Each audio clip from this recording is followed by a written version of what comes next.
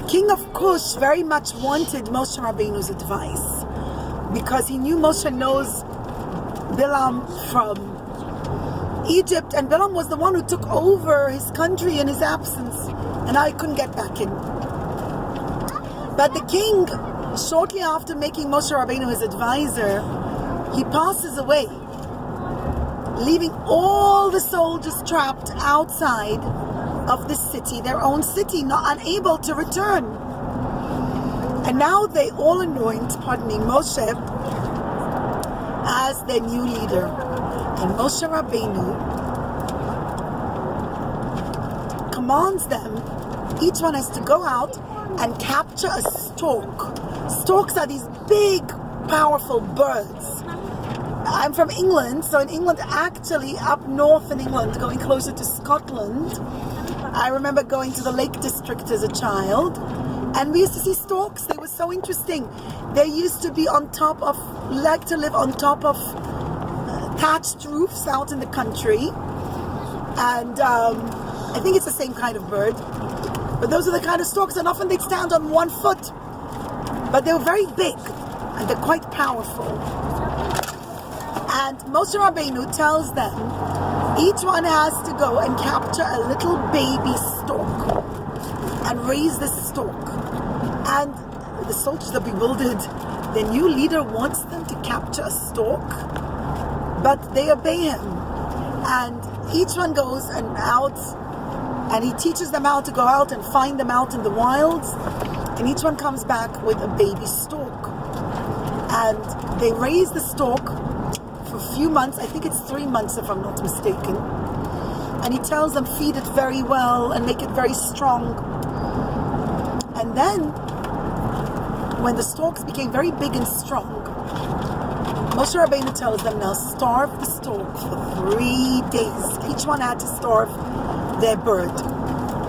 And that's what they do. And on the 3rd day, he tells them, now come to the entrance of Cush, the one where Bilam had put all those snakes. Remember we said that he had put like very dangerous snakes and scorpions? And so he says, come all together, each one of you, and climb to the top of that wall that bordered the wall with the trenches with the snakes. And they climbed to the top. It wasn't a very tall wall. And on the count of 3 or whatever, Moshe Rabbeinu tells them, okay, now let go of your storks all at once. Now storks generally like to eat meat. They'll generally not attack a real live snake. But because they had starved the storks for 3 days and they were so hungry, they became ferocious. And the first thing they could find at the bottom of the wall was what? Snakes and scorpions. Right, the snakes and scorpions that Bilam put there. And they swoosh down, and each one scoops up a snake and attacks it and gobbles it up. And within a short amount of time, all the snakes are dead. And within minutes, the soldiers jump back into their own country. And there weren't too many soldiers to fight them back. Bilam didn't have a big army. The entire army of Cush was outside, right? How many did they have? I didn't say the Medrash didn't say the numbers, but it doesn't seem like. Or like. I honestly don't know, darling. So I'll be venturing a guess like you. So I don't know. But when Bilam and his sons realize that their fate is sealed, they're not going to survive this, they quickly run away, guys. And eventually Bilam makes it to Midian. Wait, right? he also went to Midian? Yes, we hear about and then him. Moshe comes back to him 40, too. yes. It's so incredible. We hear about him 40 years later. But and then he comes back. Then he comes with like 74 parshiyos. Right, all the way in Bamidbar. But Moshe saves the city of Cush, and the people are so grateful to him. They unanimously come out and they crown him as their king. And Moshe becomes king of Cush for 40 years. These are the years that you don't hear very much about. But those are the years, the middle chunk years of Moshe Rabbeinu. And they give him the king's original queen. Now Moshe Rabbeinu would not marry. Well, they made a party to present her to him, but he refused to be alone with her. He refused to come anywhere near her. He didn't want a goyish wife, and he doesn't have anything to do with her. But he rules very successfully for 40 years, and after 40 years, the original king's sons grow. Remember I told you when the original king of Cush left to go for war outside of his own city, he left behind little children. Well, those sons grow up. And by now they're 40-something years old. 45? Probably. They were about, maybe less, they were like 2-3 years old when their father left. And they're old enough to be kings themselves. And Moshe is very relieved when the queen requests that her sons be crowned instead of him. She says, listen, this is a wonderful king, but he doesn't have a queen, and he won't have anything to do with me. What kind of king has no queen? And the people kind of agree with her, and Moshe Rabbeinu says, you know what? You're right, thank you so much. And they present him with gifts, and they make a whole procession, and they thank him, and they escort Moshe Rabbeinu out of Cush with a lot of honor and a lot of respect. And he leaves the city of Cush. But the story of Cush only strengthens Bilam's hatred to Moshe. It was Moshe Rabbeinu who dethrones him, so to speak, from the city of Cush. Not that Cush ever belonged to Bilam. Bilam took it in deceit. But Bilam and his sons hate Moshe Rabbeinu. And he takes an oath to take revenge. That at some point he's going to get back at Moshe Rabbeinu. And of course we see it years and years later. And at this point, Moshe Rabbeinu, after Cush, he travels to Midian. And we already said a couple of weeks back the story of Moshe Rabbeinu when he arrives in Midian, and how he ends up marrying Zipporah, how he was in the dungeon for, actually, children, I told you 7 years. I apologize. I rechecked in the Medrash. No, it was 10 years. Yeah, I know. Thank you. You told me 10 and I told you 7. I don't know what part of the story I was mixing it up with. But Moshe Rabbeinu, according to the Medrash, was in the dungeon for 10 years, and Zipporah saves him for those 10 years, and eventually it's time to go back to Egypt, but not yet. Moshe is a shepherd for Yitro, and one day Yitro he was taking care of the sheep, He's already married to Zipporah. They have 2 sons. Actually, only one was born at this point, I believe. Gershon, and Eliezer wasn't born yet. And one day when he's taking care of the sheep, one of the little sheep runs away thirsty. And Moshe Rabbeinu doesn't give up. He doesn't say, just one little sheep, who cares about it? He makes every effort to go and find that sheep. What are you, darling? Sorry? Another tissue, please. Sure. And it says that he runs after that sheep for 7 days. What? And he runs all the way to Hara Moriah. I guess he found water along the desert, or he found food, I don't know. Maybe he had his own pouch. But he would not give up on one little sheep. And this was actually the mark of a true leader. This is the mark of a true Jewish leader, that they care about every single Jew. No Jew will be left behind. We care about every single Jew. No one is insignificant. No one's not so important. Every Jew is important, and the Jewish people are only complete when every single one of us is present and part of the the Jewish people. And it's depicted in Moshe Rabbeinu. We see it as him being a faithful shepherd to his sheep. And Hashem says if he cares so much about this little tiny sheep that ran away, he'll care so much more about every Jew. The same thing with David HaMelech. That's why David HaMelech becomes the first monarch from Yehuda for the Jewish people. But Moshe Rabbeinu runs all the way to Har Moriah, to Har Sinai area. And I said Har Moriah, not Har Moriah. Har Moriah is in Israel.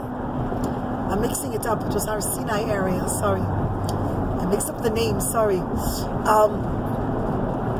And suddenly he sees a very wondrous sight.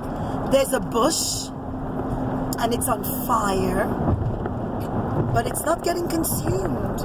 Usually you put wood into fire, within a short while it disintegrates, it becomes dust. Also, another thing, that the trees near it did not burn. Wow, I thank you, Shner. Fill me in on this. I've not learned this part of the story so many years. Fire did actually touch the tree. It was around the bushes, but it didn't actually touch the tree.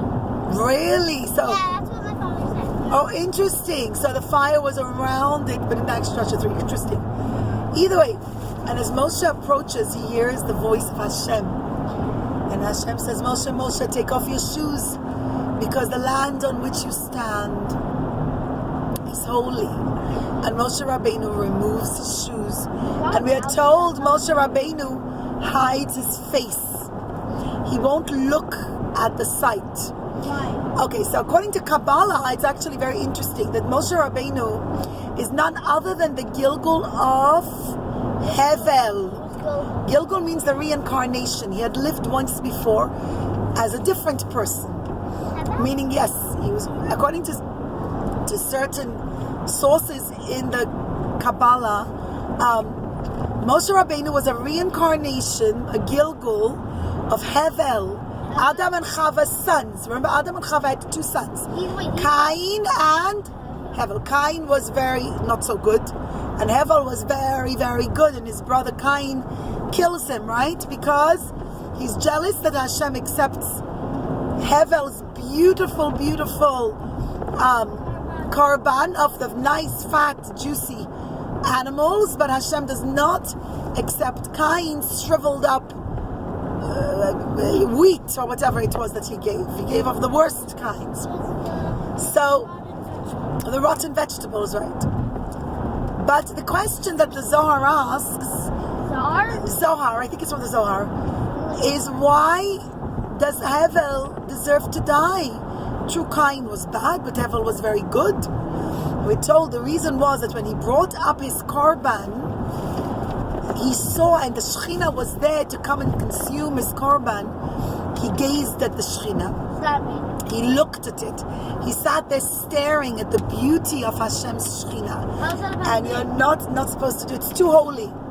You're not supposed to do it. And it says with that, he actually deserved to pass away, and that's why his brother Cain comes along and is kind of given permission or allowed or is given the ability to kill Cain, to kill Hevel. But that was, let me just finish the thought, darling.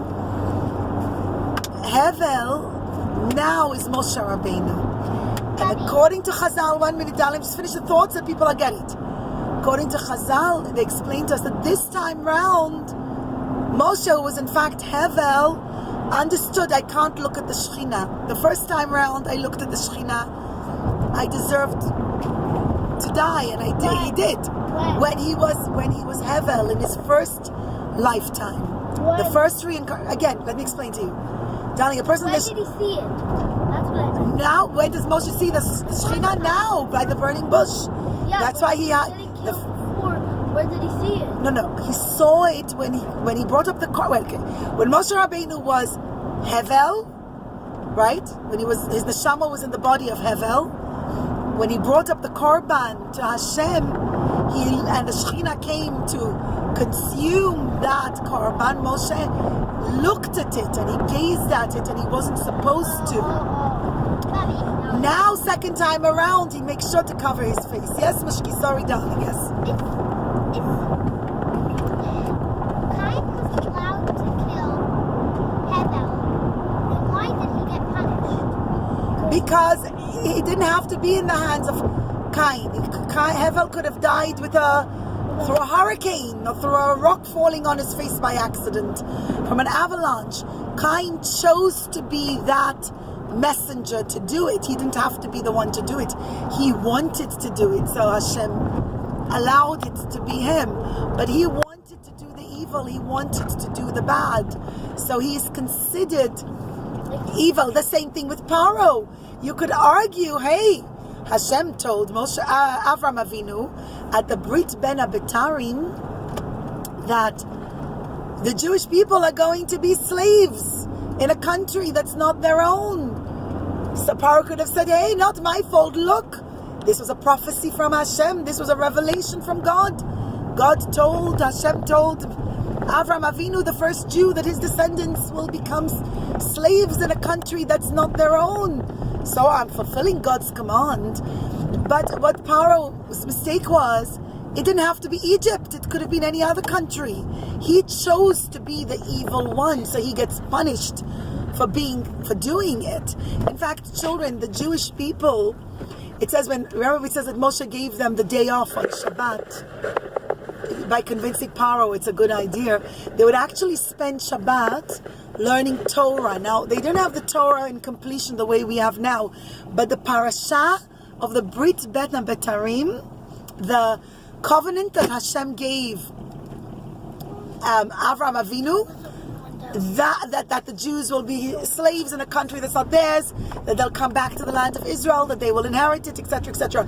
That part of the Torah they did have, and they had it in scrolls, and they sat and they learned that part of the Torah every Shabbat. So the Shabbat was actually a very holy Shabbat. But to get back to what we were saying, sorry, we so just sidetracked, I apologize.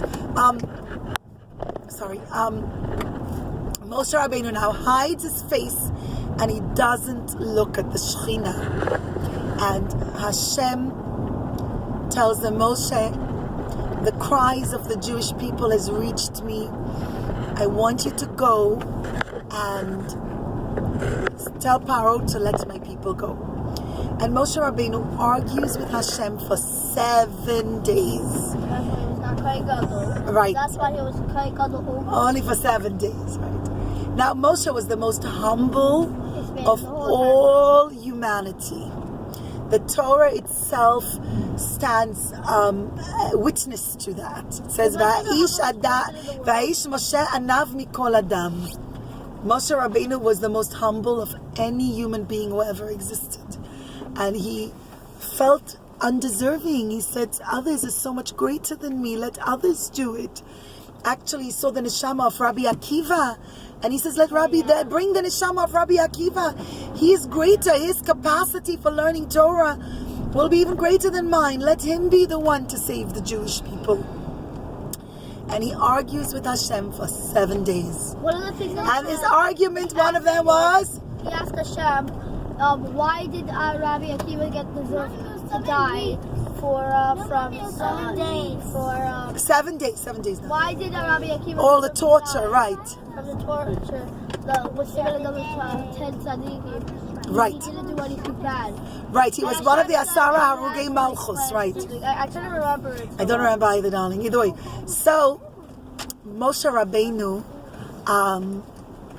argues, I stutter, I can't even talk properly.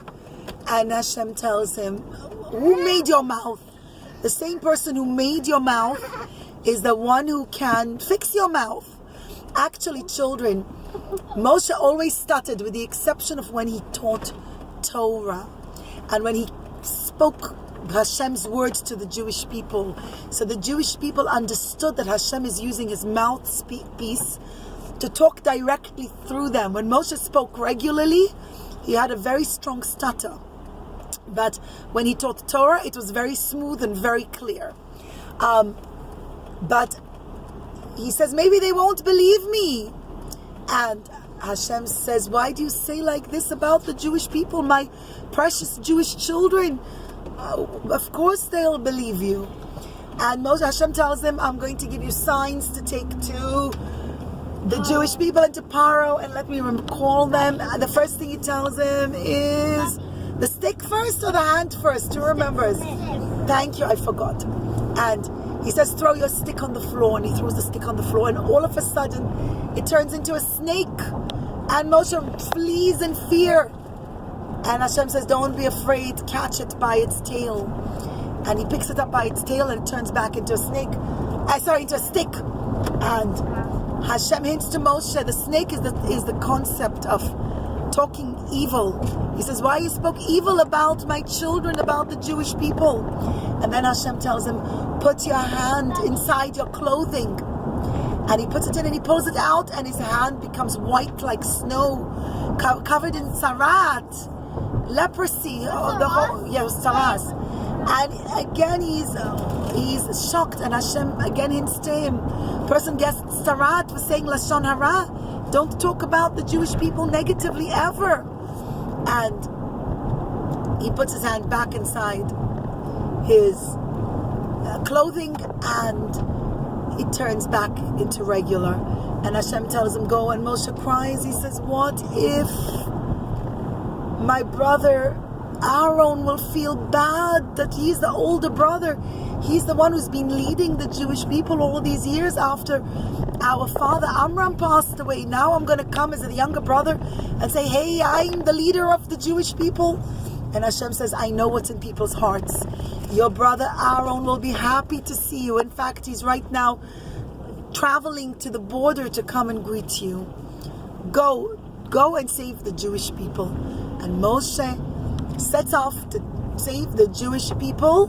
And on the way, we'll just say this part very quickly, because he was traveling with his newborn baby. Eliezer was only 8 days old, and he travels with Tzipporah. Of course, he asks permission from Yitro before leaving, because he promised him, I won't leave without your permission. And he takes Tzipporah, and he takes his 2 sons, Gershon and Eliezer, and on the 8th day, it's a time to do the Brit Milah. And Moshe thinks, how can I do a Brit when we're traveling out in the desert in this heat? And he doesn't do the Brit, and Hashem wasn't happy with it. And it says that the first thing he did was he went to try and get himself comfortable, to settle the bed, to do things like that. And Hashem was upset about it. And Hashem sends a huge cobra, like a huge snake, a cobra snake. I think cobra is I might be getting it wrong. I'm not very